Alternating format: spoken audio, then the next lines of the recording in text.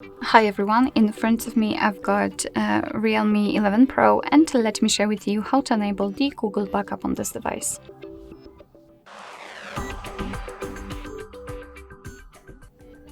So first of all, we have to enter the settings and then scroll down to the very bottom to find additional settings. Now let's scroll down again to find the backup and reset option, which is at the bottom. And here we've got whole Google backup section. So in order to activate it, we have to tap on backup accounts. And right now we will be able to add the account and make sure that we've got the internet connection.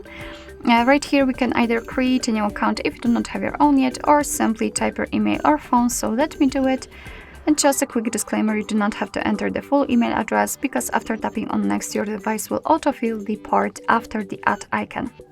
So right here we have to enter the password, and let me do this out of the screen.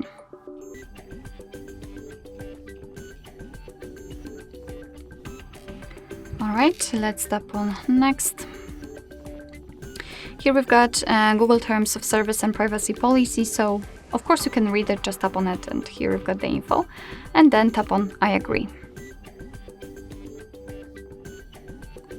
Here we've got the information about the backup and storage info, so let's tap on accept, because we should have this view kind of, so you can read that you're able to use 15 GB of the Google account to backup apps and apps data, call history, contacts, device settings, and text messages.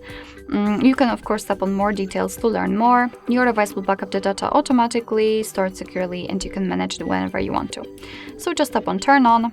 And as you can see, we just successfully added our Google account to this device, to this backup account section. So it means that from now on your device will backup the data on it. Alright, so that will be all. Thank you so much for watching. I hope that this video was helpful, and if it was, please hit the subscribe button and leave the thumbs up.